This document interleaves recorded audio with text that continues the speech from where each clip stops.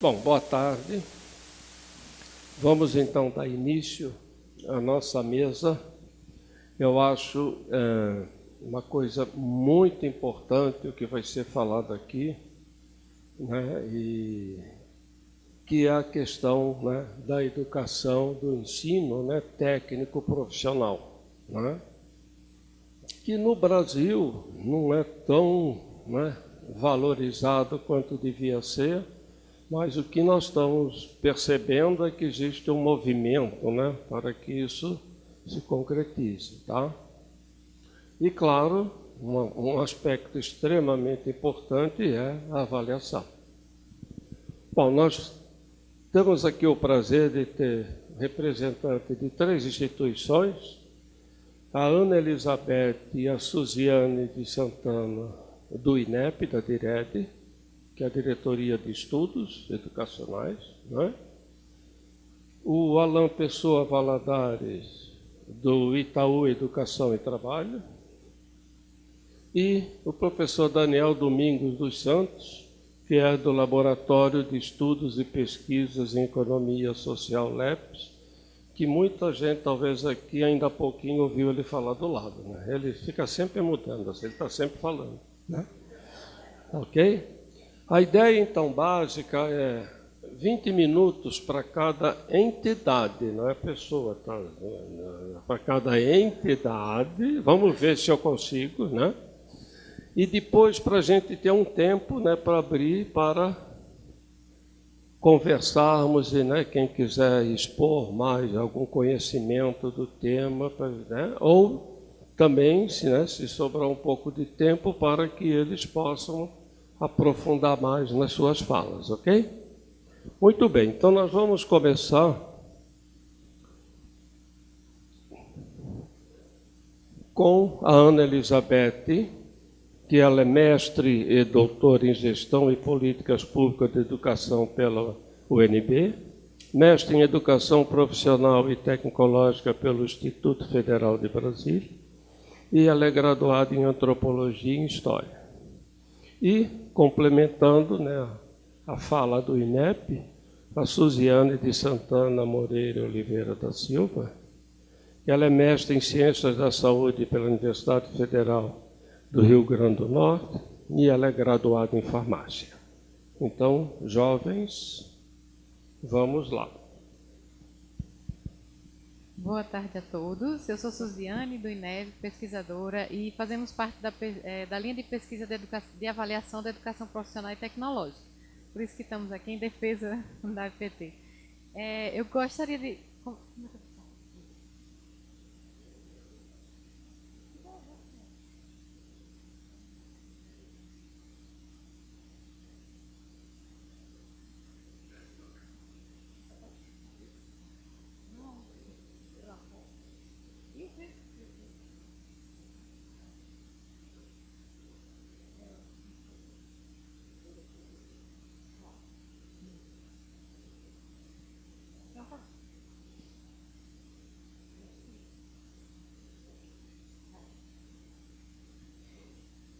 Então, vamos ficar dentro dos 20 minutos, não se preocupe, professor. Então, nossa fala agora vai ser exatamente sobre os desafios para a construção, como a gente está aqui no evento da BAV, né? Da avaliação do Sistema Nacional de Educação Profissional e Tecnológica, né? O que é que a gente precisaria para isso, quais são as especificidades da EPT. Então, começando pelas primeiras coisas, a educação profissional e tecnológica, ela está imbrincada com o trabalho. E onde é que a partir de que momento a gente tem essa percepção?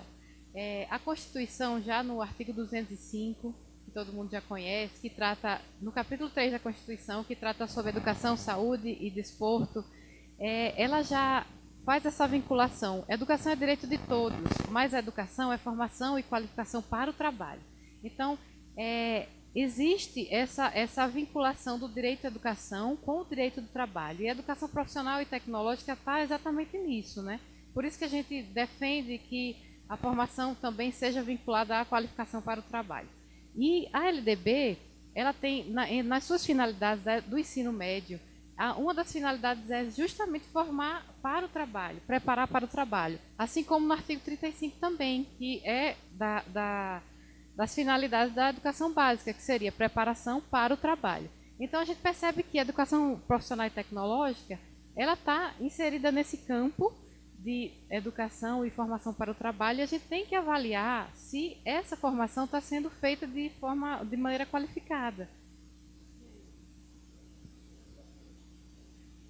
Ok, então, dando continuidade, boa tarde a todos, né? Eu já vou iniciando, mas dando continuidade, falar da educação profissional, embora a gente tenha aqui pessoas que são especialistas no campo e bem conheçam a educação profissional, achamos por bem chamar a atenção de como é a inserção da educação profissional e tecnológica no conjunto da educação brasileira. Então, a gente está apresentando inicialmente o artigo 39 da LDB, que define as 3 formas de oferta da educação profissional. Então, a educação profissional ela pode ocorrer tanto nos cursos de qualificação profissional, formação inicial e continuada, que no nosso diagrama ali é aquela barra verde lateral. Então, a qualificação profissional ela é ofertada independente de nível educacional concluído. Então, todos têm acesso a fazer um curso de qualificação e formação inicial e continuada. Além disso, a inserção da educação profissional, se a gente observar ali o nosso diagrama, tem 2 quadrados, né? O quadrado inferior é o da educação básica.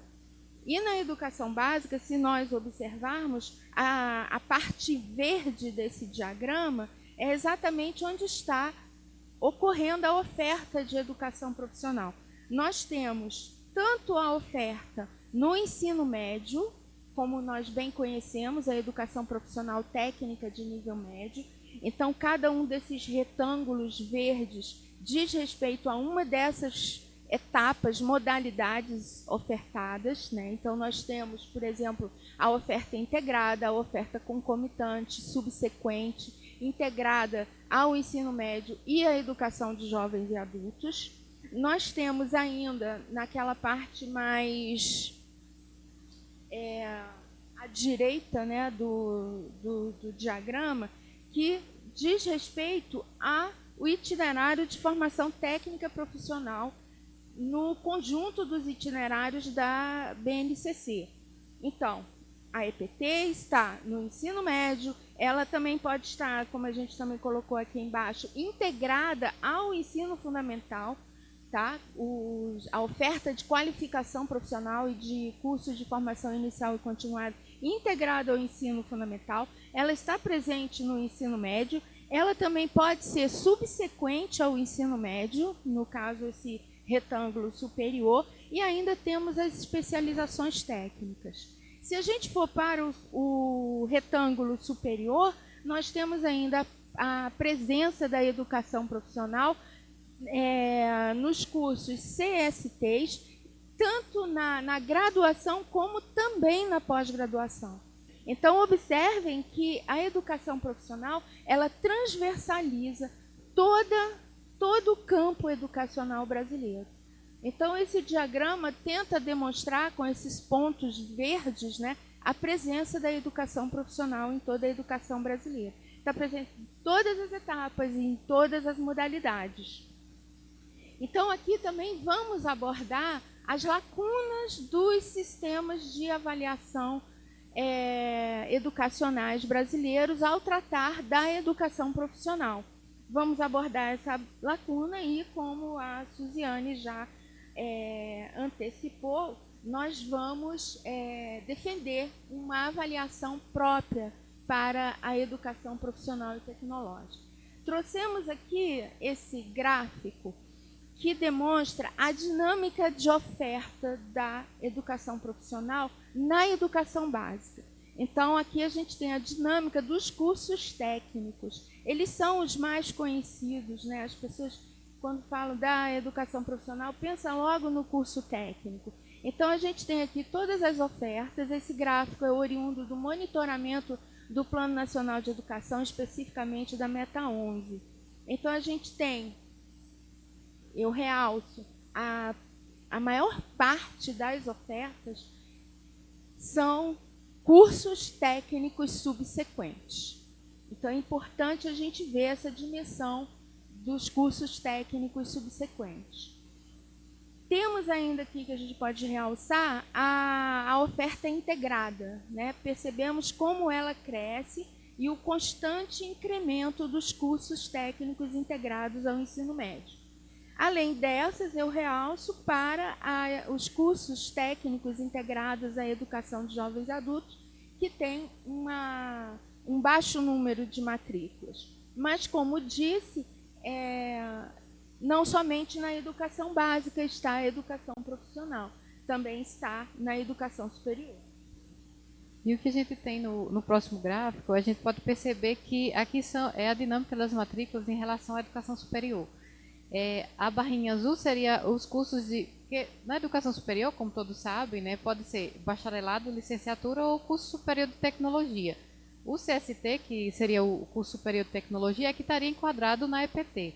Então, seria nosso foco agora. Mas, embora os cursos bacharelado, que seria a barrinha azul, ainda sejam o que concentra a maior quantidade de matrículas, a gente percebe que desde esse gráfico, essa série histórica a partir de 2011, a gente percebe que desde 2011 até hoje só os cursos CST estão em ascensão. E em estudos também lá do INEP, a gente percebeu que uma boa contribuição se deu a partir dos cursos da disponibilização da modalidade EAD, né? Que são cursos mais curtos, mais focados ao mundo do trabalho. Então, o que a gente tem percebido é a importância e a relevância dos cursos da educação profissional e tecnológica nesse contexto educacional, né? Então, são cursos que também têm necessidade de avaliação. Então, voltando para a educação básica, o que a gente tem? A gente não tem, assim, no Brasil, assim, em nível nacional, não estou falando em níveis estaduais, municipais, a gente não tem uma avaliação da parte do saber fazer dos cursos de educação profissional e tecnológica. O que se pode verificar é através dos dados do SAEB, dos desempenhos dos alunos em língua portuguesa e matemática. Então, o que a gente pode aprender disso? Comparando-se em língua portuguesa, esse gráfico é em língua portuguesa. Os alunos que fazem o ensino técnico, comparado aos alunos que fazem a formação geral, sendo avaliado apenas em língua portuguesa, quem faz o ensino técnico tem desempenho melhor do que quem faz o propedêutico tradicional. Embora não seja avaliada a parte específica, o que é que a gente pode perceber? Que, de alguma forma, esse aluno, seja pela infraestrutura da escola, seja nas aprendizagens cruzadas que se podem ter, ele tem um desempenho melhor em língua portuguesa e aqui também em matemática. Então, todas as barrinhas que estão em cima são alunos que foram medidos no SAEB, que tiveram desempenho melhor, são sempre os que estão no ensino técnico. Opa. Então, em relação ao Enem, também foi feito um estudo em relação ao desempenho dos alunos, comparando-se o propedêutico da formação geral com... Então, além dos alunos da educação profissional e tecnológica alcançarem um melhor desempenho nas provas de língua portuguesa e matemática em todas as unidades da federação, em todas as áreas que foram aplicadas, no Enem, esse estudo nosso demonstrou também um melhor resultado dos alunos dos cursos técnicos, se comparados com os alunos da formação base, do curso médio propedêutico regular. Então, aqui nesse quadro comparativo, inicialmente já se destaca, ele está dividido por... a primeira parte do quadro é propedêutico, a parte inferior são os técnicos e eles estão divididos pelas dependências administrativas. Então, né, observando a parte superior desse quadro, a gente percebe já assim de cara que o melhor desempenho ocorreu nas escolas federais propedêuticas, tá? Então, mas assim, é um número pequeno de escolas, né? Um número pequeno também de estudantes.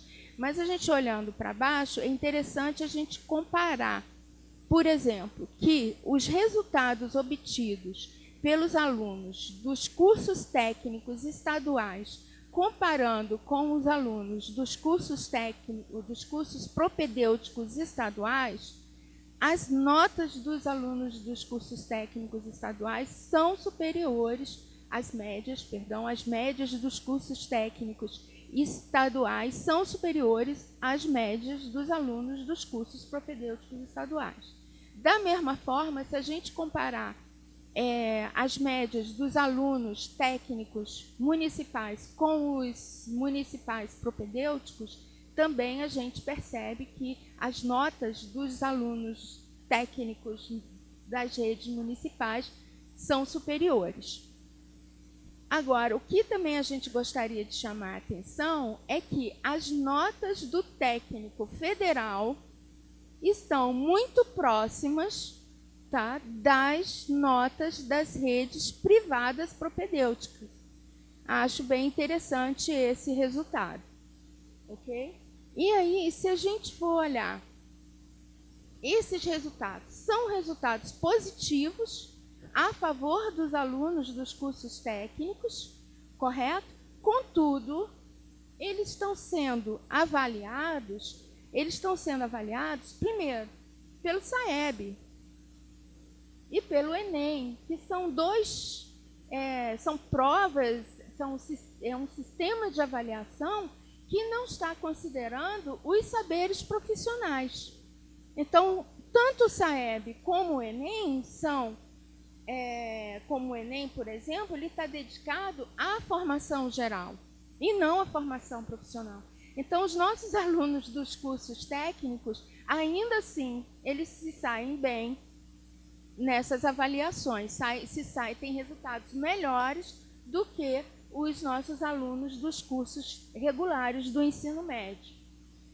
Outra questão que a gente chama atenção aqui é que essas avaliações, elas desconsideram as 227 denominações de cursos técnicos. Então, os cursos técnicos, na sua enorme variedade, não são considerados nessas avaliações. Nem tampouco seus eixos. Seus eixos tecnológicos também não são considerados. São avaliações, exames que consideram a formação básica apenas.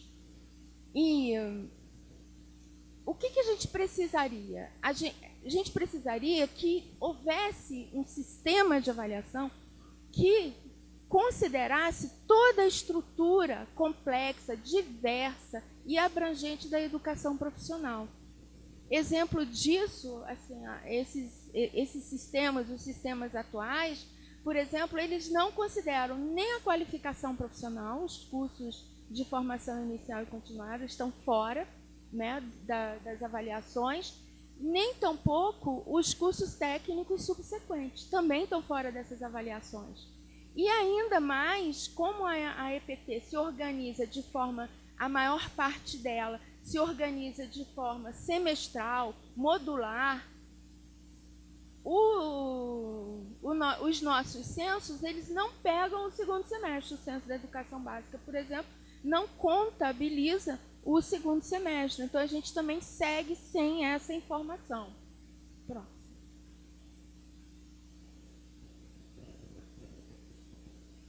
Eu vou chegar mais perto. Então, o que a gente quer chamar a atenção? A gente quer dizer que, primeiro, o Plano Nacional de Educação, ele colocou como meta 11, a expansão da educação profissional técnica de nível médio. Então, nós tivemos um processo de expansão, né? Todo mundo aqui deve ter acompanhado a expansão da educação profissional e tecnológica, contudo, com uma avaliação insuficiente e restrita. Então, a gente coloca essa pergunta: para o próximo PNE, vamos continuar a expansão? como que a gente continua expandindo sem uma avaliação completa da educação profissional e tecnológica, né? Então, a gente precisa de um conjunto de evidências da EPT para que a gente possa planejar, subsidiar os gestores, não é mesmo? Isso é um pouco óbvio, né? Mas eu acho importante a gente ressaltar. A gente precisa de um monitoramento efetivo da oferta, precisamos dar evidências para a formulação das políticas educacionais e, ainda por cima, precisamos de referenciais comuns para a contagem, para a avaliação da modalidade. Precisamos ter referenciais de contagem, de avaliação e de metodologia, certo? E, nesse sentido... Então, para sermos mais breves, o que é que a gente aprende? Que não existe sistema de avaliação nacional da educação profissional e tecnológica, mas a gente já vem acompanhando há um tempo, inclusive está aqui a publicação que o professor Dalton participou também com a gente. No Brasil existem várias avaliações estaduais pulverizadas, SENAC, SESI, enfim. E a gente percebe que existe avaliação da educação profissional e tecnológica, mas ela não é nacional, como a Ana falou.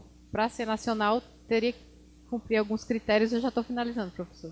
E só para ilustrar, a gente tem, para quem quiser disponibilizar, está lá no site do INEP, a publicação com todas as experiências de avaliação que a gente pegou pelo Brasil. Então, a gente tem a plataforma Nilo Peçanha, que é para a rede federal, a experiência do SENAC, do Centro Paula Souza, o SpaceTech do Ceará, o Senai, enfim. O que é que precisa? Para ter uma avaliação nacional, precisaria de um arranjo de governança, um tripé que a gente chama, que é um marco legal, um marco regulatório, assim como o SAEB tem, os sinais, precisaria de rede de atores, então precisa de todo um arranjo de articulação para que possa se desenvolver um sistema nacional de educação profissional e tecnológica. Eu vou concluir, porque na parte da discussão a gente poderia... É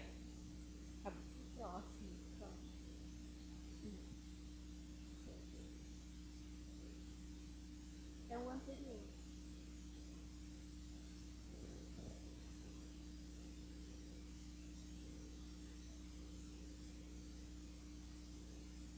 Tá, então, assim, faltou o slide, mas eu vou falar a respeito.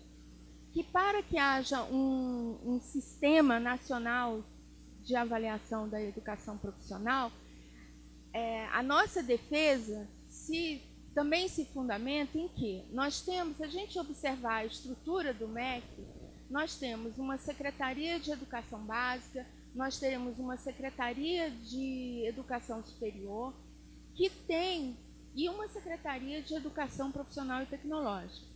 Se a gente olhar a continuidade, além dessas secretarias, na SEB, no INEP, nós temos uma diretoria de avaliação da educação básica, com um censo da educação básica e ainda por cima com um sistema de avaliação da educação básica.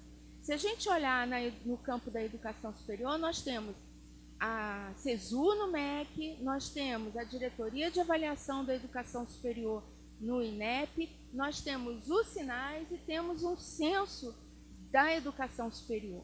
Mas quando a gente vai olhar a CETEC, que é a Secretaria de Educação Profissional e Tecnológica, nós não temos esse rebatimento. Nós não temos uma diretoria de avaliação da educação profissional, nem tampouco um censo da educação profissional, muito menos um sistema de avaliação da educação profissional.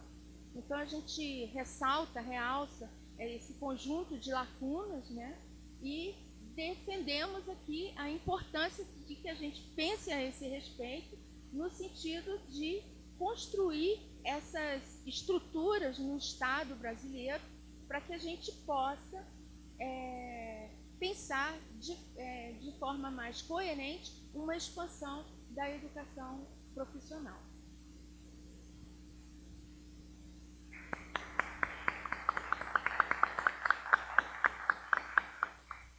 Passar a palavra agora para o Alan Pessoa. Ele é especialista em gestão do conhecimento no Itaú Educação e Trabalho. Engenheiro florestal, Universidade Federal de Viçosa. Mestre e doutor em Agricultura Tropical e Subtropical pelo IAC. Tem experiência em Ciências de Dados, Inteligência Artificial, Análise Preditiva e Estatística Espacial.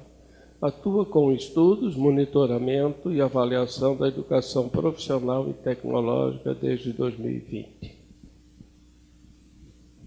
Boa tarde a todas e todos. Bom, eu sou Alan, como o Dalton bem me apresentou. Eu queria cumprimentar aqui o Daniel, a Ana e a Suziane, cumprimentar também essa plateia, dizer que é um prazer enorme estar aqui, uma honra também fazer parte desse evento e poder contribuir com vocês aqui. Eu faço parte da área de gestão do conhecimento do Itaú Educação e Trabalho, que está dentro aí da Fundação Itaú, e estou aí recentemente na área, mas a minha ideia aqui é trazer um pouco da nossa atuação, né, em parceria principalmente aí com as redes estaduais de educação. O Itaú Educação e Trabalho atua no apoio técnico, né, principalmente, assessorando aí as secretarias de educação, as áreas de educação profissional e tecnológica na implementação, né, dessas políticas. E aí a minha fala aqui está estruturada um pouco nesses 3 pontos. Falo um pouquinho bem rapidamente das finalidades da avaliação da educação profissional e tecnológica. E aqui eu vou usar muitas vezes o termo EPT, mas eu queria já fazer uma ressalva que a gente está falando, nesse caso aqui, da educação profissional técnica de nível médio, né? Como bem trouxe aqui a Ana e a Suziane, a EPT é bem mais ampla e o nosso foco de atuação é justamente nessa etapa do ensino médio, tanto do ensino médio regular ali, quanto para os estudantes da educação de jovens e adultos, né? Então vou falar aqui da EPT articulada. E, enfim, o que eu vou trazer, na verdade, é um trabalho que foi feito em conjunto, né, com várias redes, enfim, inclusive estão aqui até representadas, né? Eu vi que tem um pessoal aqui da Rede Sergipe, de Mato Grosso do Sul. E falar um pouco dessa proposta, né, que a gente construiu conjuntamente de avaliação e monitoramento da política estadual de educação profissional e de alguns indicadores que a gente trouxe aí nessa construção. Então, aqui brevemente sobre as finalidades, né, de avaliação da EPT. O processo, né, de avaliar, ele sempre traz ali uma intencionalidade, né, do que a gente quer avaliar, né, do para quê, qual que vai ser o uso dessa avaliação, né, e ainda mais pensando em educação profissional, que é uma forma de ensino bem complexa, né, a pensar aí pelos inúmeros cursos, eixos tecnológicos, e aí se você for ainda colocar nesse pacote, né, o contexto brasileiro, né, de dimensões continentais e de grande diversidade, é realmente um desafio enorme responder a essas questões, né, do que avaliar, do porquê avaliar, e também conta com muita autonomia, né? Então os estados, né, eles têm autonomia federativa para realizar a avaliação dos seus sistemas de ensino. Isso tudo precisa ser muito bem articulado, desenvolvido, e tem grandes desafios, né? E aí acho que eu vou citar vocês duas várias vezes aqui na minha fala, porque eu também concordo super que precisamos avançar bastante, né, no sistema nacional, mas aqui eu vou focar muito nessa dimensão da avaliação da política pública, né? Então, nas diretrizes curriculares de educação profissional e tecnológica, a resolução 1, né, do CNE de 2021, ela já reitera o que já estava previsto na de 2012 em relação ao papel, né, do Ministério da Educação, e aí juntamente, né, com os órgãos específicos de cada rede de ensino, né, de promover periodicamente a avaliação, e ele já elenca ali algumas das finalidades, né, que se pretende avaliar, e a gente consegue organizar, né, pelo menos em 3 dimensões aí essas finalidades que seriam ali naturalmente da aprendizagem, né, e aí da política pública e dos egressos, né? Então, aqui eu vou trazer muito, falando um pouco desse eixo de avaliar a política pública.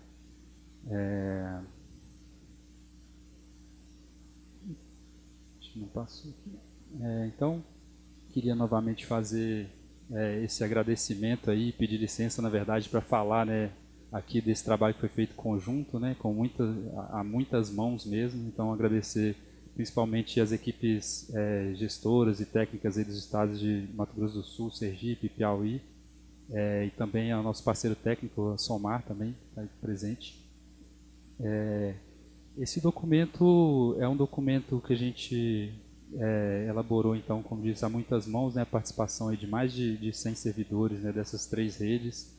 Foi um trabalho desenvolvido desde 2021 e ainda está em construção, né? Acho que a gente chegou aqui numa proposta, né, que, na verdade, ainda está sendo aprimorada. Enfim, acho que tem sempre espaço para melhoria, sim, mas que foi bastante discutida, né?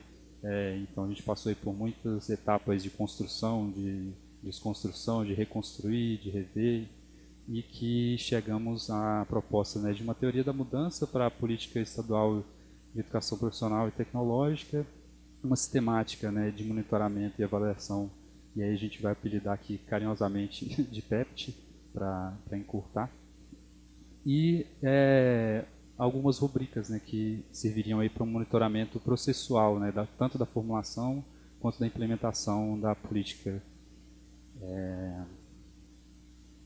E aqui eu deixei aqui até um QR Code, se vocês quiserem escanear. Esse documento na íntegra está disponível no Observatório da EPT, que também é um ambiente que o Itaú Educação e Trabalho mantém, mas também com apoio, né, com a parceria de várias pessoas, vários representantes das redes estaduais aí de educação profissional.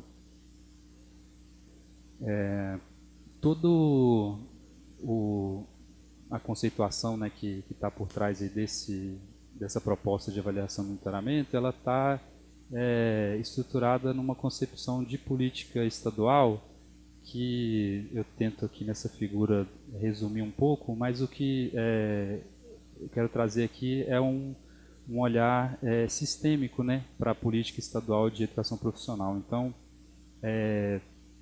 como foi bem dito também, existem muitas especificidades, né, da educação profissional, e essa conotação aí intersetorial, né, e que extrapola muitas vezes o muro da escola, né. Então, o papel do mundo do trabalho, do setor produtivo, em vários desses temas, né, articulação entre outras pastas, outras secretarias de Estado, torna a implementação, né, dessas políticas algo complexo e algo que merece também ser acompanhado, né, para conseguir alcançar os objetivos. Então, aqui bem de forma genérica e um exercício não exaustivo, né, a gente elenca aqui 3 eixos: estratégico, pedagógico e suporte, e alguns temas que vão ser objeto aí desse sistema de avaliação e monitoramento. Então, a gente olha ali desde a institucionalização, né, da política, do planejamento da oferta, a articulação com o setor produtivo, enfim.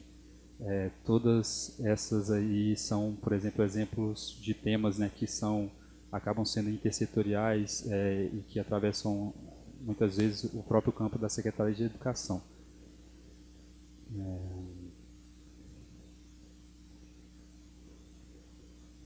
E aí também, eu acho que eu esqueci de falar um pouco, mas a gente usou muito como referência para essa conceituação e para olhar para os indicadores e para criar essa teoria da mudança, um estudo que a gente fez, né, junto com as redes, sobre a proposta do SINAEP, né, de 2014, que traz lá também uma série de indicadores e uma proposta de Sistema Nacional de Avaliação da Educação Profissional. E aqui eu queria trazer um pouco, eu não vou entrar em cada detalhe aqui dessa teoria da mudança, né, ela vai estar disponível nesse material, mas eu queria trazer aqui o que norteou, né? Então, quando a gente olha aqui no topo dessa teoria da mudança, a gente tem aqui o impacto, e quando a gente está falando de impacto, nesse caso aqui é muito mais de resultado, né, dos efeitos que a gente quer alcançar com a política, muito menos uma relação causal ali, né? mas o resultado que a gente quer, e a gente espera, né, que com a política de educação profissional a gente alcance, né, a expansão com qualidade, né, da oferta de EPT, a melhoria, né, da qualidade educacional e a inclusão produtiva.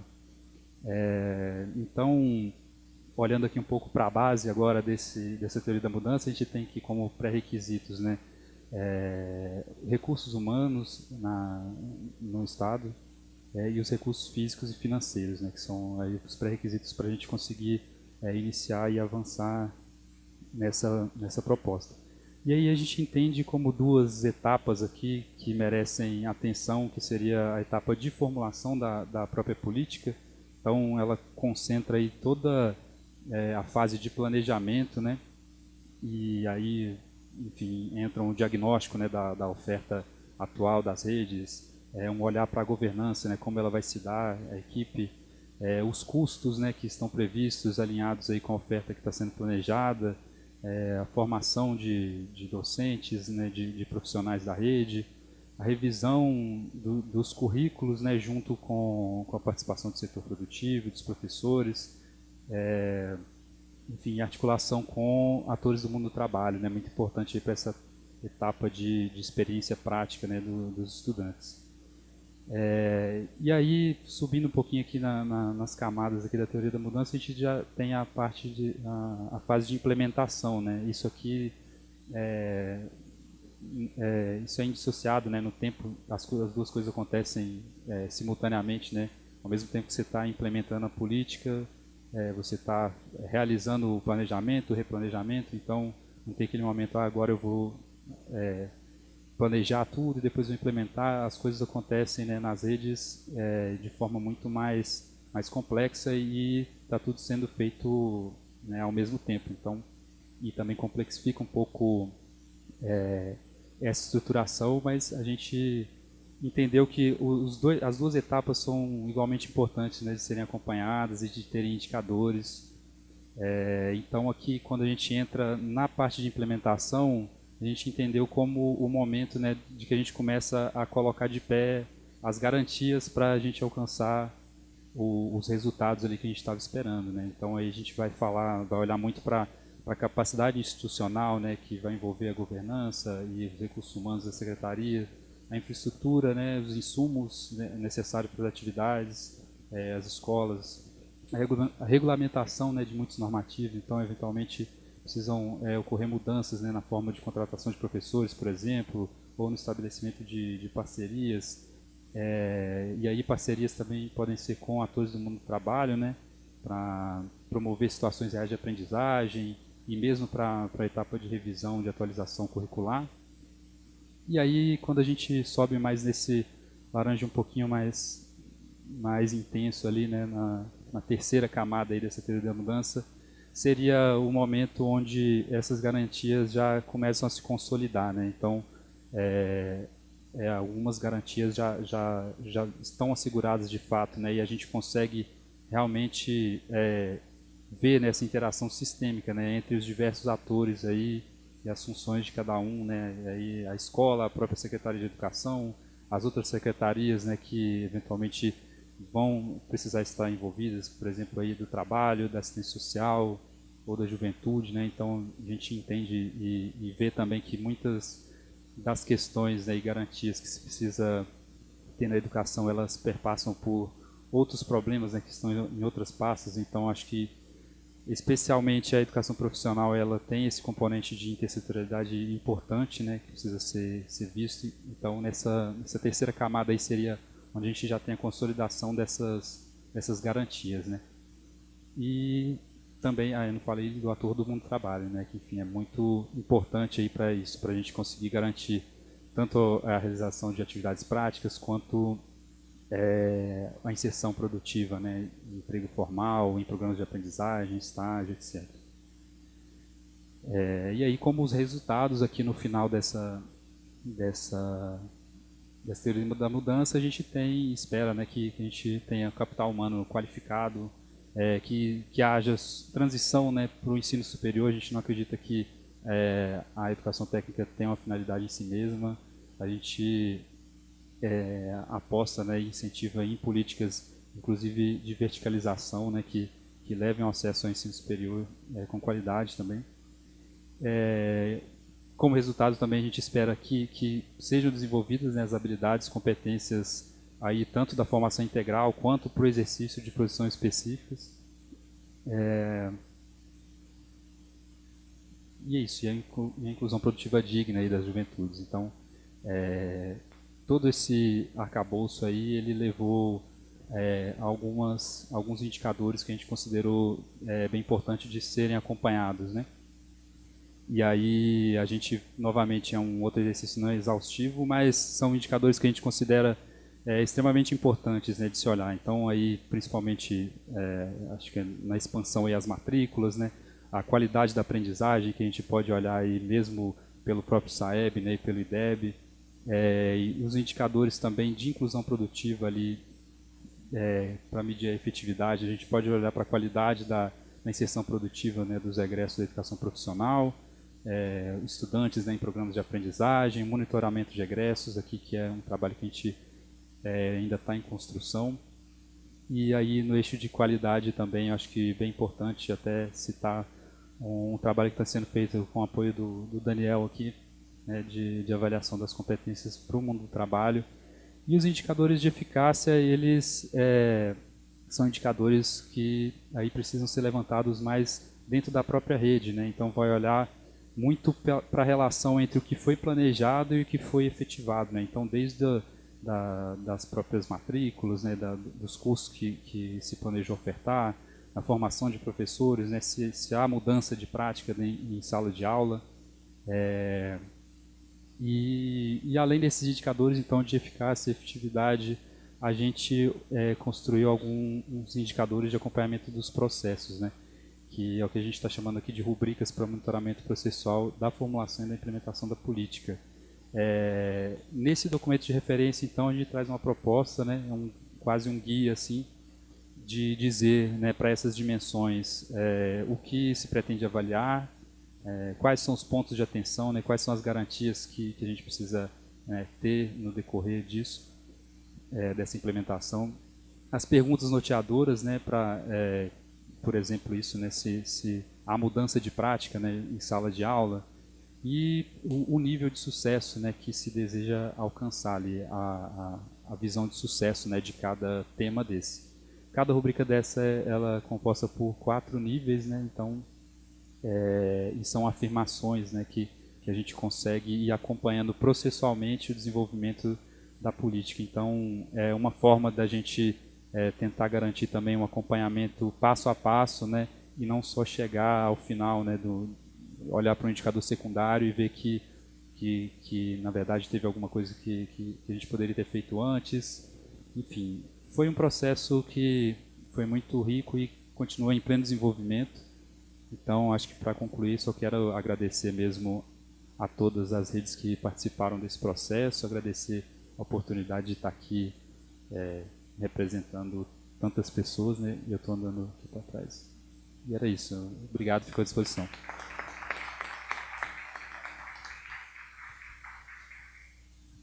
Excelente. Vamos então agora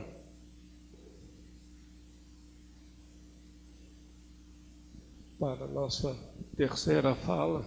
Eu sou Daniel Domingos dos Santos, eu sou associado de Economia na Universidade de São Paulo. Doutor pela Universidade de Chicago, foi vice-presidente da Sociedade Brasileira de Econometria e coordena atualmente o Laboratório de Estudos e Pesquisa em Economia Social, LEPS. Em sua agenda de investigação, se dedica especialmente a compreender questões relacionadas ao desenvolvimento infantil, que foi a fala dele ao lado ainda há pouco, e ao desenvolvimento socioemocional no contexto escolar, que é o que ele vai falar agora.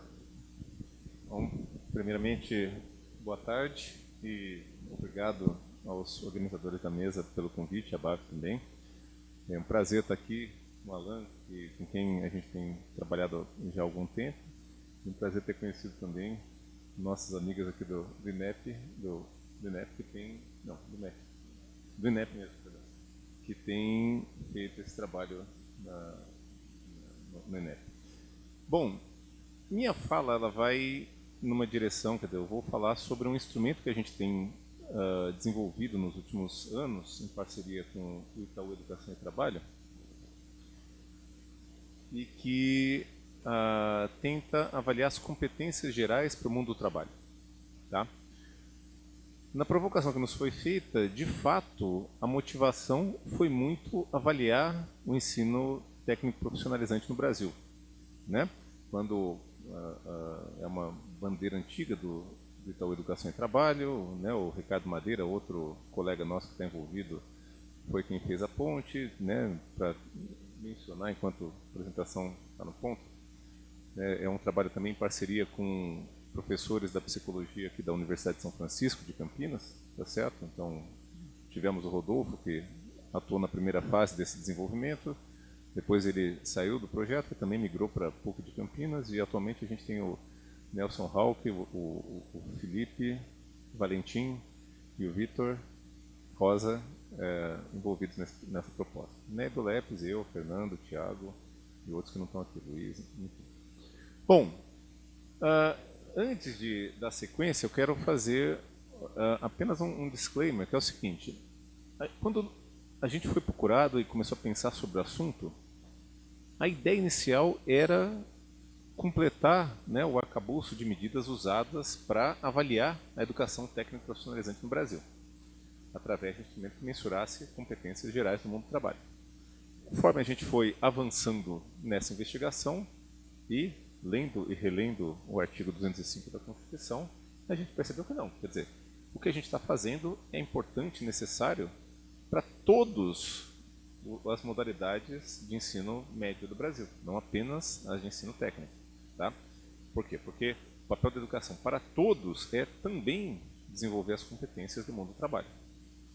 Né? E foi aí que a gente começou a se dar conta, e acabou sendo também uma motivação para a gente dar sequência para essa agenda, lidar com a seguinte questão.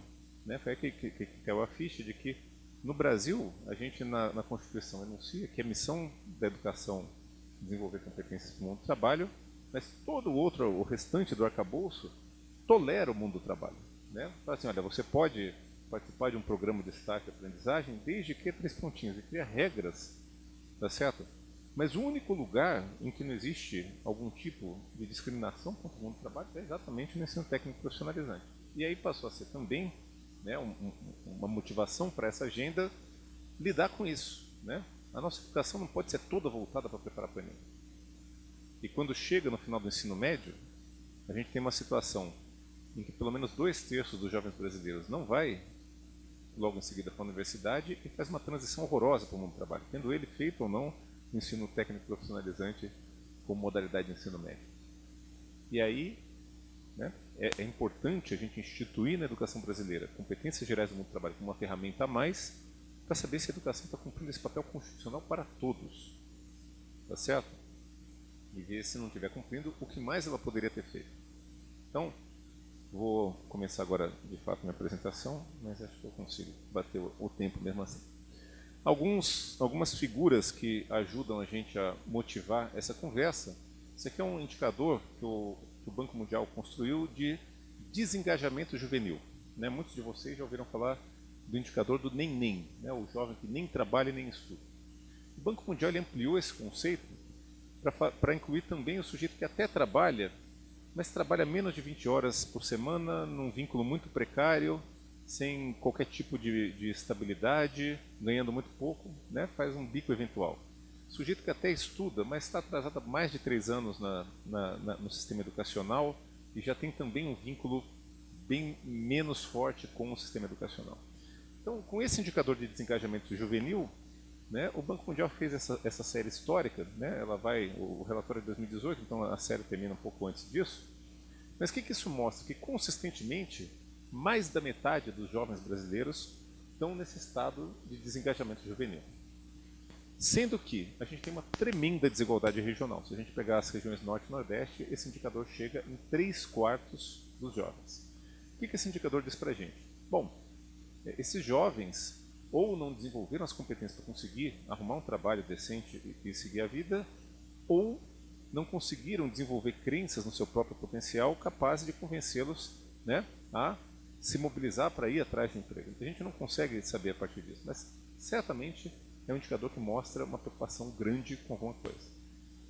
Né? Uma outra figura que também ajuda a pensar que a educação podia fazer mais por essa missão constitucional de preparar para o mundo do trabalho é esse gráfico que associa a escolaridade média da população adulta brasileira com a produtividade do trabalho.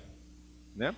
Vários países em desenvolvimento, se a gente pegar esse span de 1980 a 2015, fizeram um tremendo investimento em educação e com isso conseguiram elevar substancialmente a educação, a escolaridade média da força de trabalho. Né?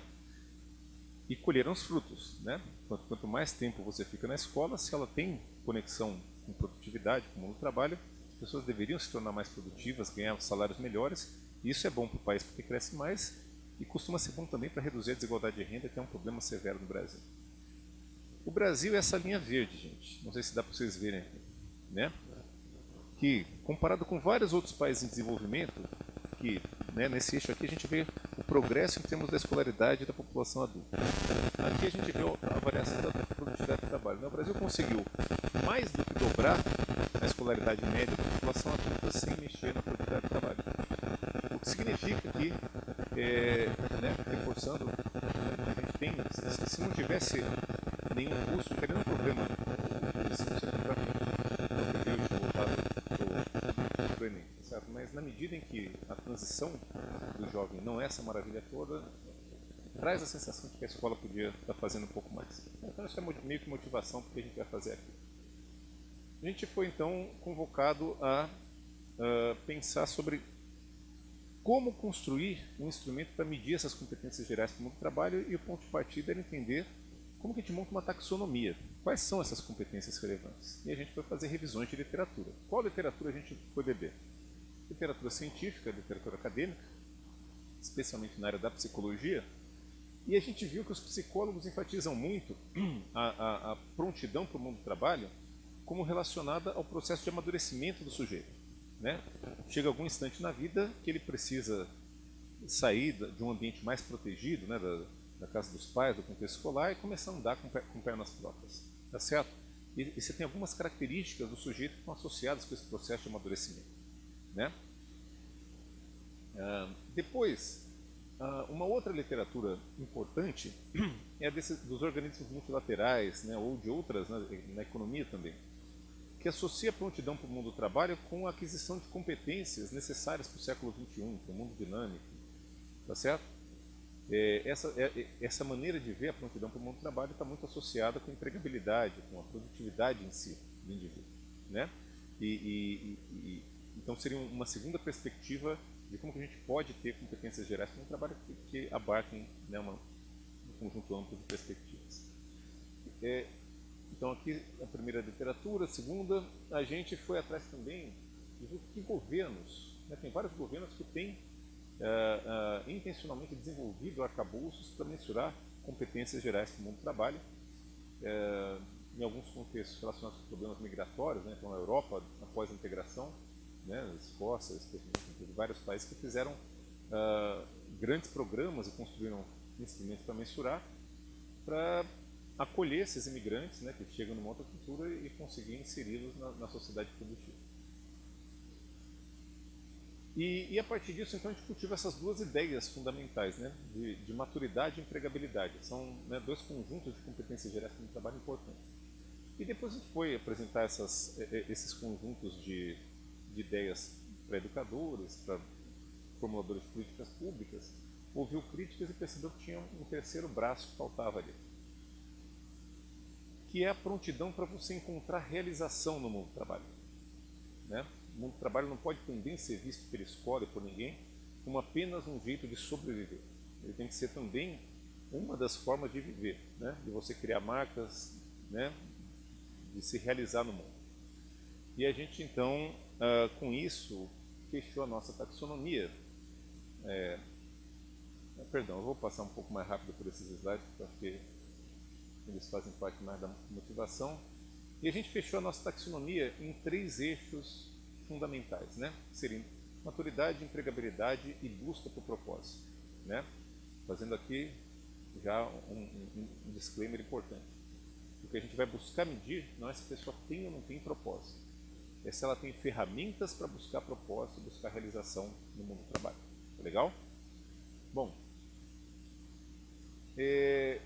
concluído essas três ideias, esses três eixos principais, a gente parou para pensar, mas o que a escola pode fazer por isso?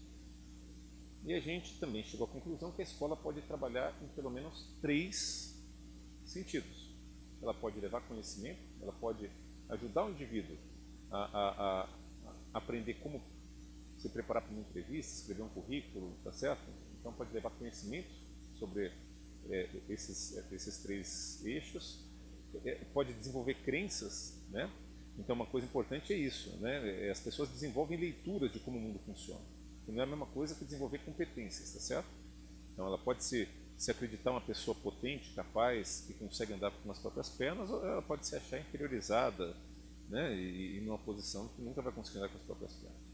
Ou efetivamente a escola pode ajudar a desenvolver competências, né? Características humanas que são, se mobilizadas em contextos socialmente relevantes, são úteis para você conseguir fazer progresso.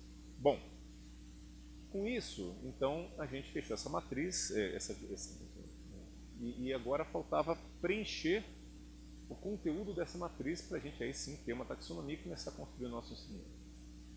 No primeiro eixo de maturidade, que tipo de informação a escola pode ajudar o sujeito a ter? Primeiro, né, informações sobre quais são os prós e contras de diferentes carreiras, de diferentes profissões. Né? Todas as profissões têm recompensas, benefícios e adversidades. E a escola pode ajudar o sujeito a entender isso. Ela pode também levar conhecimento sobre o ciclo de vida. Quais são os prós e contras de você postergar ou não a decisão de entrar no mundo do trabalho. Né? Vou fazer uma faculdade, uma especialização, vou mochilar na Europa, o que eu vou fazer? Tá certo?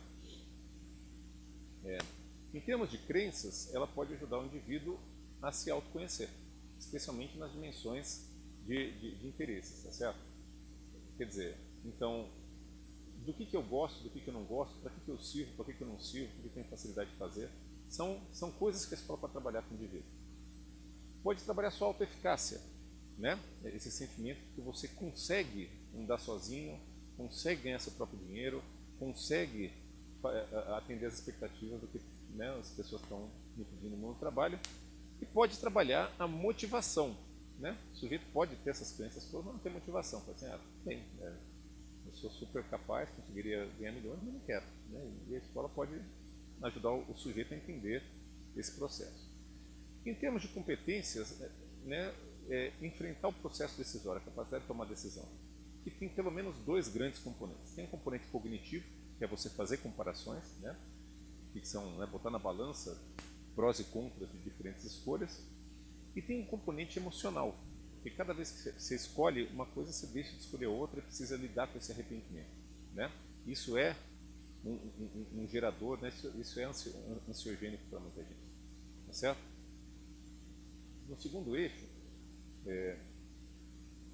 da empregabilidade, eu já falei aqui, a escola pode ajudar o sujeito a se preparar para uma entrevista, a fazer um currículo, né? Ou seja, os procedimentos para subter um trabalho, e pode levar o conhecimento sobre direitos e deveres de cada participante. Olha, se você chegar lá, né, cada dia 40 minutos atrasado, você, né, o que são os seus papéis, né, ou os papéis no mundo do trabalho.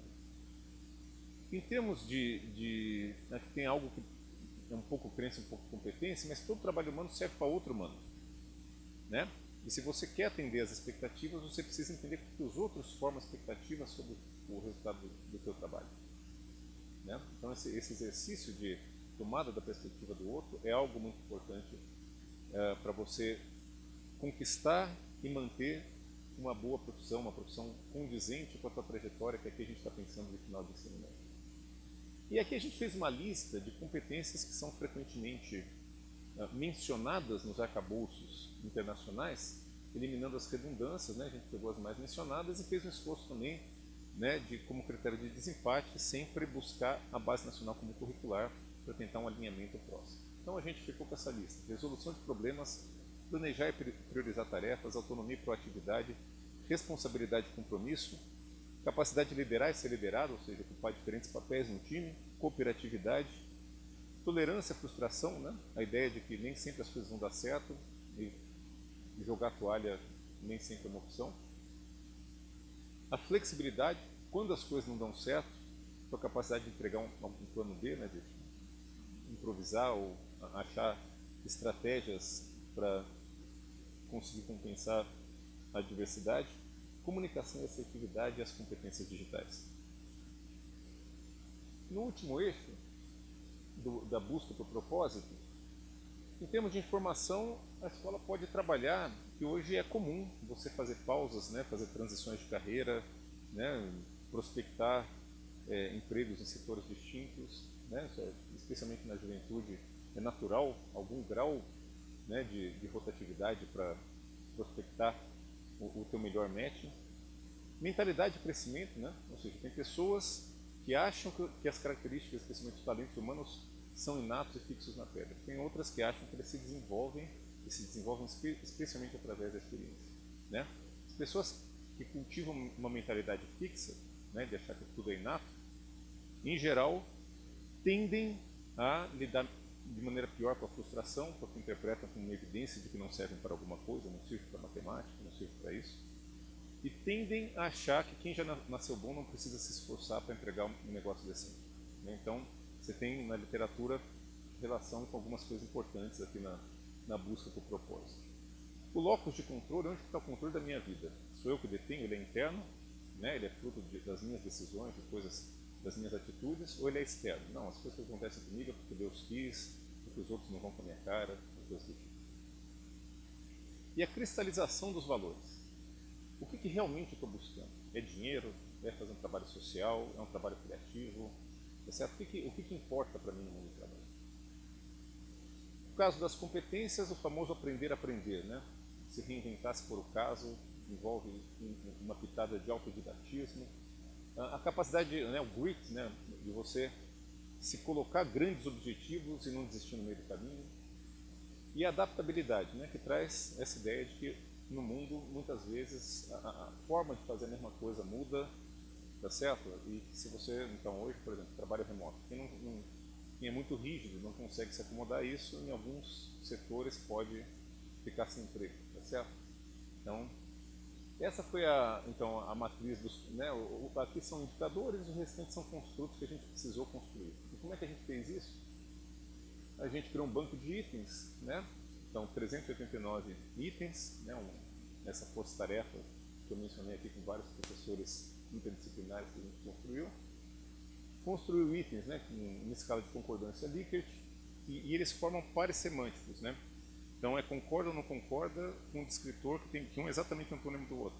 E isso ajuda a corrigir por algo, né, por um viés de resposta chamado aquiescência. Não vou entrar em detalhes, mas Ricardo Primi ontem deu uma aula sobre isso na apresentação dele.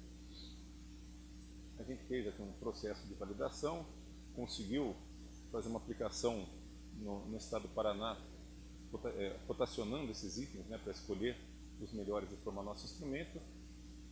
Dos itens que passaram na testagem, a gente fez um exercício de encurtamento para conseguir chegar num tamanho factível de ser replicado no instrumento. Então a gente ficou com 6 itens para cada um dos construtos que a gente mede, totalizando 150 itens, né?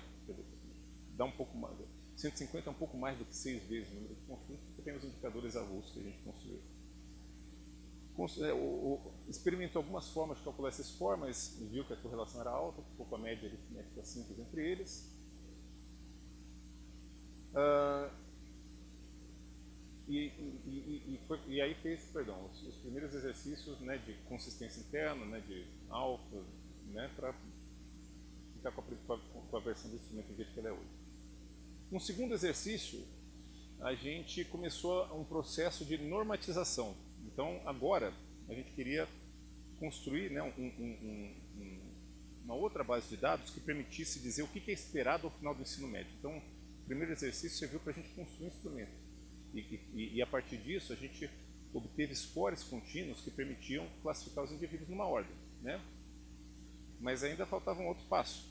Tudo bem, esse score varia num contínuo, mas aonde que está o ponto de corte que separa o que é esperado ao final do ensino médio do que não é esperado ao final do ensino médio? Então, o exercício que a gente fez agora, e que ainda está passando por uma revisão, ele envolve o seguinte: a gente, numa amostra de pessoas que tinham acabado de sair do ensino médio, a gente aplicou ao mesmo tempo o nosso instrumento e um outro instrumento com desfechos esperados ao final do ensino médio. Alguns relacionados a ter um emprego de qualidade, né, quais eram as características desse emprego, outros a você ter elementos para buscar propósito, elementos para, se você se sente confortável de andar com pernas próprias, né, de se jogar num ambiente menos protegido que é do mundo do trabalho vis-à-vis o da escola. E a gente criou uma primeira versão de uma norma, tá? A gente apresentou para colegas, inclusive o Dalton que está aqui, que nos criticaram e sugeriram uma outra estratégia, que é a das curvas ROC, que é a estratégia que nós vamos perseguir a partir de agora, tá? Então, a ideia é que os pontos de corte têm uma interpretação pedagógica de, se você está até aqui na nossa escala, caso você tente obter um emprego hoje, você tem uma chance muito baixa, ou então não. Você até consegue um emprego, mas esse emprego não vai ter carteira assinada, ou você até consegue um emprego com carteira assinada, mas você vai ganhar salário mínimo, ou não. Se você está ali no alto, você tem uma boa chance de conseguir um emprego melhor. Tá? Então essa vai ser um pouco a ideia dessa norma que a gente vai criar. Eu vou apresentar alguns resultados com a norma do jeito que a gente já construiu, né, que foi criticada, mas os pontos de corte vão mudar, a mensagem principal possivelmente não vai mudar tanto. Então, no caso de empregabilidade, deixa eu passar aqui, já estou com pouco tempo. Na nossa amostra, o que a gente aprendeu então? Que o cenário é terrível, tá certo? Isso aí já era esperado, né? Dependendo da dimensão, especialmente no caso de empregabilidade, 2/3 dos jovens brasileiros estiveram nesse nível super crítico, não conseguiriam sequer se colocar. Outros 7% conseguiriam uma vaga empobrecida. O que a gente classificou como esperado seria conseguir uma vaga que ganhasse pelo menos um salário mínimo, num vínculo estável, imagina que carteira assinada, mas você tem algumas combinações de outros indicadores que podem ser substituídos para isso, né? E uma outra fração aqui conseguiria um emprego ainda melhor, né? Fez esse raciocínio, né? A interpretação é meio que parelha a essa, e enfim, o resultado geral é que se a gente tomar o vermelho e o amarelo aqui como abaixo do esperado, a gente tem a maioria dos jovens brasileiros abaixo do esperado nos três grandes eixos que a gente avaliou. Alguma diferença por gênero, ela aparece especialmente em empregabilidade, né? Que é algo interessante, porque as mulheres hoje estudam mais e têm notas melhores. Então, em outros indicadores que a gente já vem coletando sobre resultado no final do ensino médio, é muito difícil explicar por que o mercado de trabalho ainda premia os homens. Evidentemente, grande parte é discriminação, não estou negando isso. Mas aqui tem alguma coisa que talvez possa ser trabalhado também nessas competências gerais para reduzir o diferencial de gênero no Brasil. E, finalmente, assim, aqui só para mostrar que tem alguma maleabilidade, então não vou me deter sobre isso muito, mas a gente, em um dos estados que a gente foi, nem falei, isso aqui são resultados de uma avaliação diagnóstica que a gente fez em 5 redes estaduais brasileiras, certo? Onde em 3 delas a gente conseguiu pegar todas as modalidades de ensino médio, em 2 delas apenas ensino técnico profissionalizante. Bom, numa delas a gente conseguiu aplicar em todo o ensino médio, então a gente conseguiu ver progressão entre as séries. Por quê? Porque a gente quer saber se essas competências são maleáveis, se elas podem ser trabalhadas na escola, porque se elas estivessem cristalizadas, talvez não houvesse muito o que fazer através de uma ação pedagógica. Então aqui a gente mostra que existe maleabilidade nessas competências, tá certo? E a última figura que eu queria compartilhar com vocês faz uma comparação entre as modalidades aqui, né? Então, aqui é para os 3 estados em que a gente tem a modalidade técnico profissionalizante, ensino em tempo integral, ensino em tempo parcial, médio, né?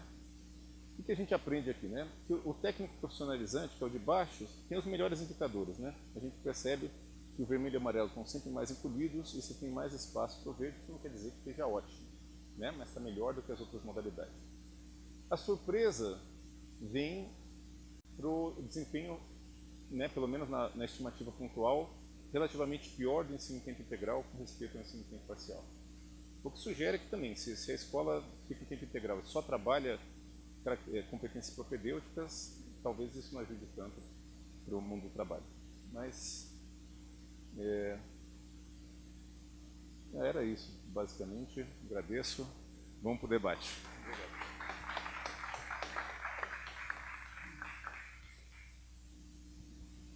Agora temos um tempinho.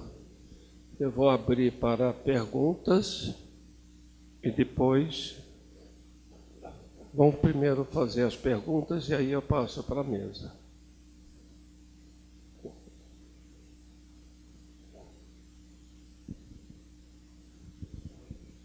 Boa tarde, Davi, coordenador de Ensino Médio e Educação Profissional de Mato Grosso do Sul. Agradecer a exposição de ambos os palestrantes, muito enriquecedoras, mas a minha pergunta vai para a equipe do INEP, a Ana e a Suziane. Bom, foi dito a questão do próximo PNE, se mantém, né, essa expansão, a previsão da expansão das ofertas de educação profissional técnica de nível médio. Aí eu faço só uma consideração. 2014, quando nós tivemos o PNE vigente, nós trabalhamos com dados de referência de 2013. E em 2013 nós tivemos um dos anos mais ricos de oferta de educação técnica de nível médio, financiada basicamente pelo Pronatec, que embora é um programa estabelecido por lei, mas a sua oferta vinha de planejamentos do Executivo Nacional. E isso, para mim, era até uma fragilidade da lei, né, do programa. E também uma fragilidade do PNE, porque quando ele toma por base um número da política de EPT baseada em uma oferta sustentada por uma política de governo, por mais que ela era amparada por uma política de Estado, isso poderia levar ao insucesso que foi, porque hoje nenhuma rede vai conseguir alcançar o triplicar das ofertas, porque nós já partimos de um número muito alto, que depois decaiu quando do não financiamento de novas vagas do programa. Isso é só uma reflexão, mas agora vem a minha pergunta. A minha pergunta vai baseada numa fala que foi recordada até pelo Alan, na fala dele. Em 2014, nós tivemos uma proposta do governo federal, a partir do MEC, para a criação do SINAEP, né? Que era o Sistema Nacional de Avaliação da Educação Profissional e Tecnológica. Uma proposta robusta, bem desenhada, com indicadores, com parâmetros, com segmentos, com grupos, incluindo até o egresso. E como fazer essa avaliação? Em 2020, o INEP ele solta um estudo chamado Avaliação de Educação Profissional e Tecnológica, um campo em construção, né? Se é um campo em construção, por que lá em 2014, que já existia uma proposta que era só formalizar, só sistematizar, só publicar, agora vira um campo em construção? E em 2023, nós somos agraciados por uma palestra onde mostra os desafios de construir esse sistema de avaliação. Se fosse uma escala, nós estaríamos decrescendo, né? O que fazer para progredir nessa construção do sistema? Muito bem. Próximo. Bob Berheim, da Universidade Federal da Bahia. Eu também tenho uma pergunta para o pessoal do INEP, uma curiosidade. Vocês falaram que a média em termos de Enem, SAEB, etc. e tal, indica um desempenho melhor para as escolas técnicas do que as escolas regulares, né? E eu pergunto, em primeiro lugar, isso não é uma coisa óbvia? Quer dizer, você não imaginava isso, porque vocês pareciam surpreendidos com isso. Mas eu entendo que as escolas técnicas são muito mais seletivas do que as escolas regulares e que para entrar nessas escolas técnicas, pelo menos no nível federal, eu não sei sobre estadual, você exige competências, exatamente o tipo de competência que o próprio Enem enfatiza. Então, para mim, este resultado seria totalmente o resultado esperado, né? Agora, se você pegasse só as escolas privadas, regulares e técnicas, eu estou curioso, ainda as escolas técnicas fazem melhor do que as escolas privadas regulares? Em outras palavras, eu estou curioso se minha hipótese de seletividade nas escolas técnicas públicas é a razão pela qual as escolas técnicas têm desempenho maior do que as escolas regulares. Obrigado. Mais alguma pergunta?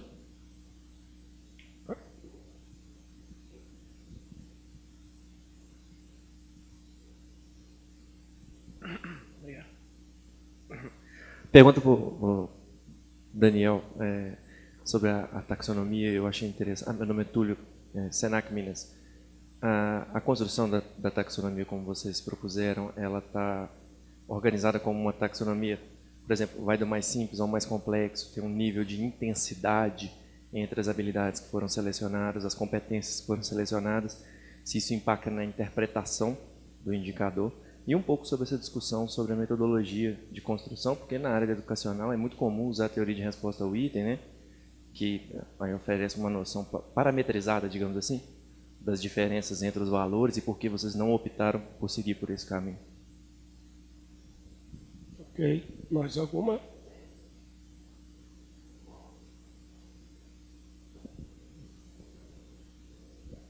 Bom, eu gostaria de parabenizar a mesa, extremamente complementares as apresentações, né? Muito legal isso, né? A gente vê assim essa complementariedade, né?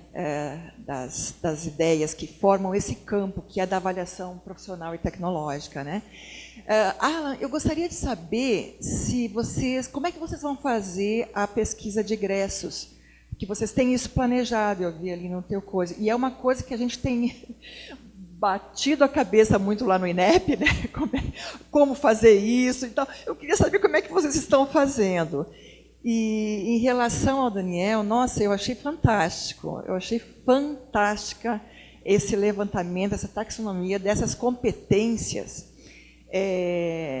que vão muito além do que a gente sempre pensa, né, na avaliação do ensino médio. A gente sempre pensa em conteúdos, em competências, habilidades, né? E você traz assim coisas que são fundamentais e que passam muito desapercebidas ainda hoje nos nossos testes, né, aqui no Brasil, ao menos, né? E eu queria, assim, a tua percepção em relação...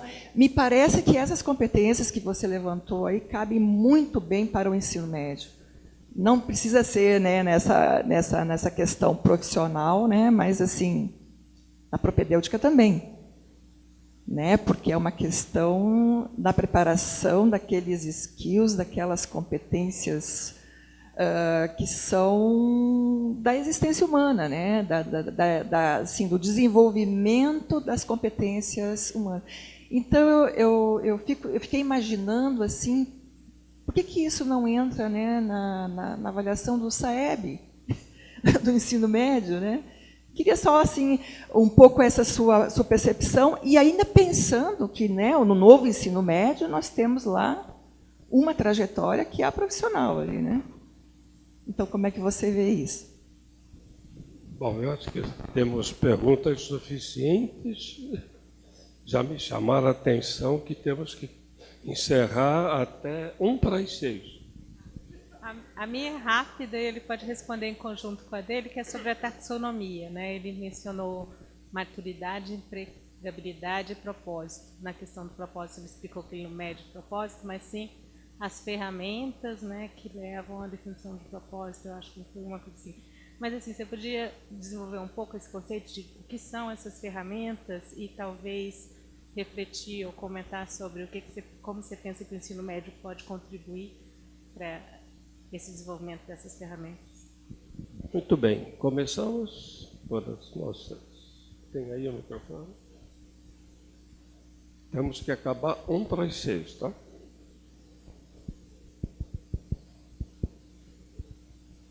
Oi. Eu vou começar pelo segundo. Só para falar para o professor da Bahia, eu não lembro o nome do senhor, desculpa. O nome dele, você sabe? O seu nome?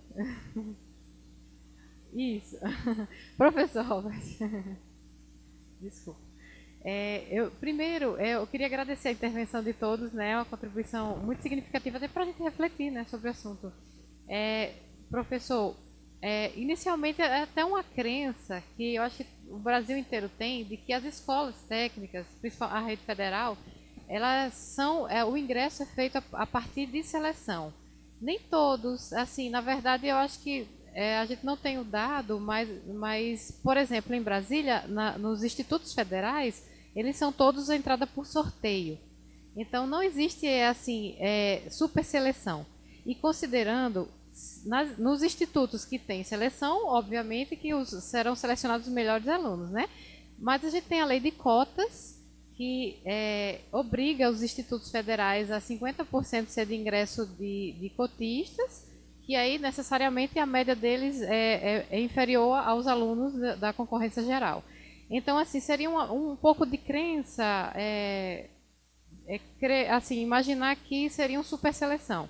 Então, a gente tende mais a imaginar que seria pela própria formação. Esse estudo que a Ana contou sobre o desempenho no Enem, ele também vê a trajetória de quanto a educação agregou ao longo dos anos do ensino médio. Então, assim, a gente também percebe que adicionado mais conhecimento aos alunos que fazem o ensino técnico na formação geral do que os alunos que fazem o ensino propedêutico. Então, essa questão da superseleção, assim, seria um mito. Em relação ao desempenho dos alunos, comparando do ensino estadual e federal, a gente tem que o ensino federal, os alunos têm o melhor desempenho, né? A rede federal é a que tem o melhor desempenho, comparando ao ensino privado, que o senhor tinha perguntado, né? Se o desempenho dos alunos da rede privada seria comparáveis aos alunos do ensino técnico, não é isso? O ensino técnico está comparado à rede privada, em relação ao desempenho do Enem. Não, aí realmente a privada ela tem um desempenho menor se for em relação ao ensino técnico. Mas a maior rede ofertante é a rede estadual. Em relação ao ensino técnico, é a rede estadual.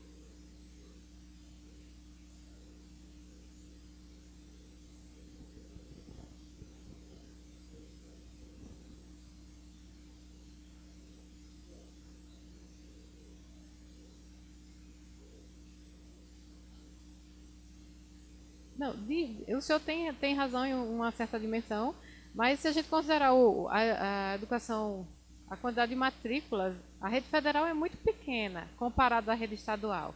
Então, assim, como o maior ofertante é a rede estadual, eles também têm direito a cotas. Assim, teoricamente, eles teriam muito mais acessos do que, embora os que fossem da rede federal tivessem mais probabilidade de sucesso, né? Mas, assim, a rede federal, as escolas de aplicação, a Dom Pedro, é um ponto comparado à dimensão, né? Mas, de qualquer maneira, sem dúvida que as escolas técnicas têm uma infraestrutura diferenciada, né? Porque elas têm que oferecer, além do ensino regular, têm que oferecer mais o ensino técnico, né? Então, eu espero que tenhamos comentado. Em relação ao SINAEP, só um detalhe que a Ana vai responder, mas com relação à questão da meta, lembrando que a meta do PNE 2014, ela começou a ser definida em 2010. Era para ter sido o PNE 2010, 2020. E aí teve toda uma questão legislativa que foi atropelada e chegou a 2014, 2024. Então aquela meta era para ser triplicada e era para ser alcançada. Eu não estou defendendo o número, porque realmente é um número um pouco alto, mas a meta era uma meta que era de 2010, entendeu? Em relação a essa história do triplicar, nós temos um estudo lá no INEP, que está nos nossos cadernos de estudos, que mostra exatamente isso. A expansão, ela começa em 2008. Quando a gente chegou no Congresso, no momento de definir a meta, o que foi para o Congresso era duplicar. Só que em 2013 a gente já estava quase duplicando. Então, nesse momento, o Congresso colocou triplicar. Já que a gente duplicou, vamos triplicar, certo? Então, o triplicar ele tem essa história, está no estudo nosso, é interessante a gente olhar. Em relação ao SINAEP, tá? Eu agradeço essa pergunta porque o restante da nossa apresentação ia tocar nesse ponto, né? Quando a gente pega o SINAEP, o documento que foi apresentado, primeiro, é um documento que não foi publicado, não chegou a ser publicado, era um documento, um PDF, certo? E quando a gente analisa, a gente chega ali à conclusão que para a instituição de um sistema, a gente precisa, por exemplo, de um marco regulatório. Ou seja, a gente precisa, tal como os sinais e o SAEB possuem portarias e leis, o SINAEP ele carece desse marco regulatório, ele precisa de um. Aquele documento não trazia isso, era só uma proposta mesmo. Precisa de um sistema de contagem adaptado à estrutura da EPT. Ali também não existia essa previsão. Em termos de indicadores, quantos indicadores eram? Eram 230 indicadores. Então, era uma produção de ideias de indicadores que, se a gente vai para a prática, que necessita, logicamente, base de dados e a mesma construção e a relação sistêmica desses indicadores, aquele conjunto era um conjunto mesmo, de 230 indicadores. E vamos concordar que eu acho que é muito indicador, né, para a gente trabalhar um sistema. A outra questão que ali também não estava previsto é uma rede de atores. Se a gente pega a experiência dos sinais, nós temos uma rede de atores com pesquisadores institucionais, tudo isso é regulado, correto? Se a gente vai para o SAEB, nós também temos um arranjo interfederativo robusto para sustentar ali um censo, correto? E aquele documento não fazia previsão disso. Nós precisamos disso. Outro ponto que nós também precisamos, Ana, como eu já disse... Ana, só temos um probleminha aí, que é da organização. É só mais tá? um ponto. É um referencial de avaliação que comporte as matrizes, enfim, que comporte todo o conjunto de um sistema, né, de objetos de educação, de metodologias, né, e a gente não tem naquele documento. Tá bom, eu vou tentar ser bem breve. Túlio, tem um princípio em ciência que assim, a gente não complica as coisas desnecessariamente. Eu vou te explicar os porquês da gente não usar TRI. Primeiro, a finalidade não justifica. A gente não tem nada que precise ser equalizado no final do dia. E uma TRI para uma análise policotômica como é da Likert, ela é muito mais complicada, tá certo?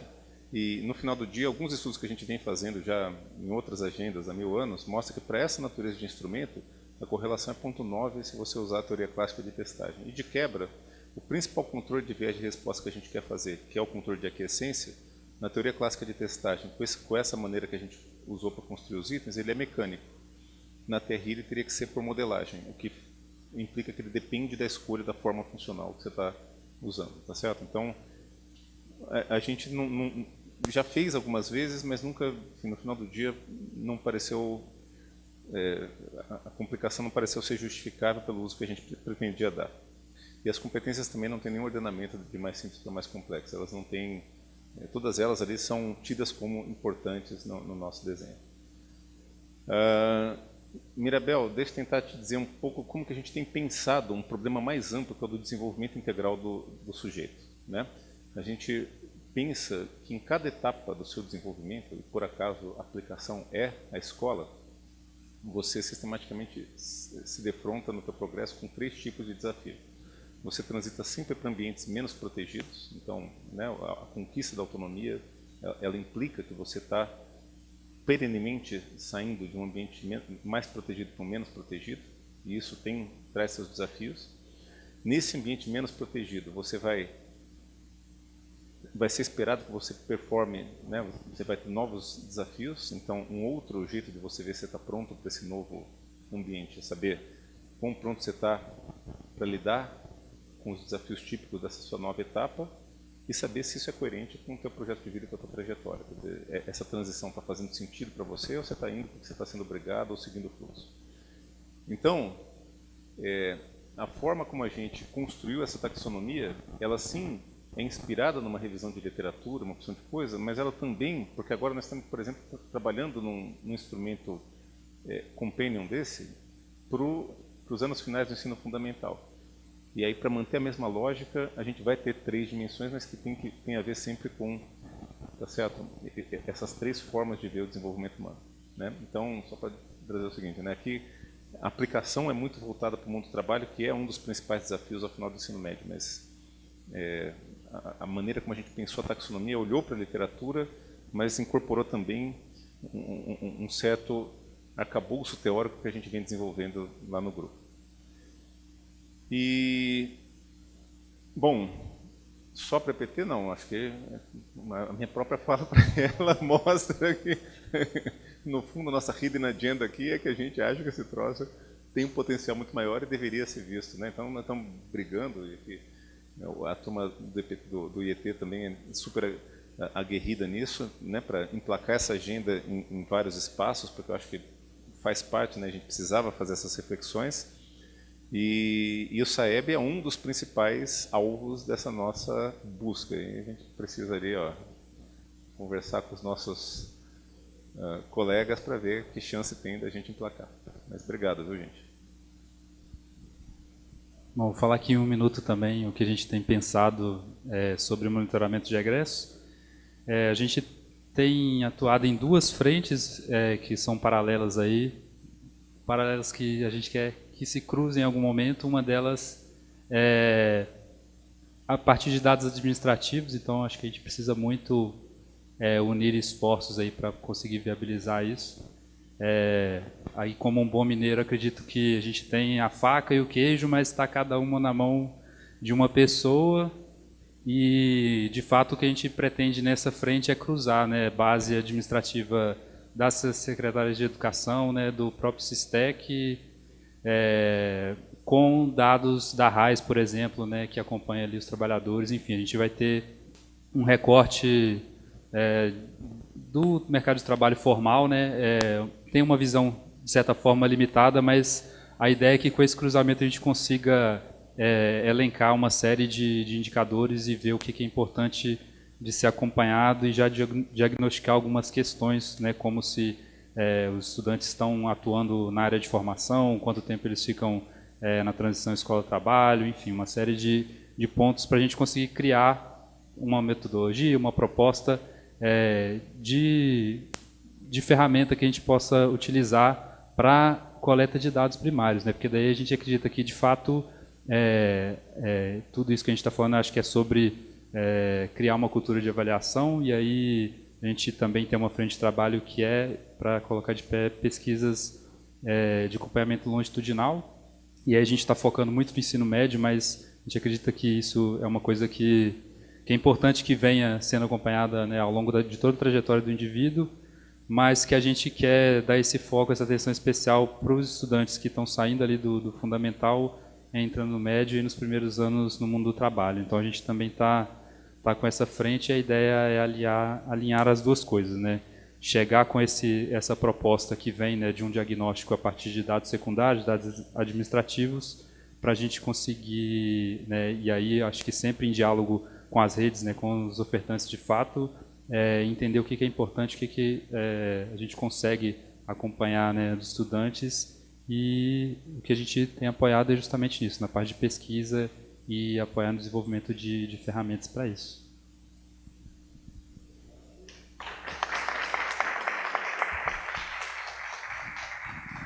Antes do professor fazer o encerramento, só um comunicado. Começou no auditório 3, a cerimônia de 20 anos da BAV, depois vai ter um coquetel para vocês. Então, assim que ele encerrar, por favor, auditório 3.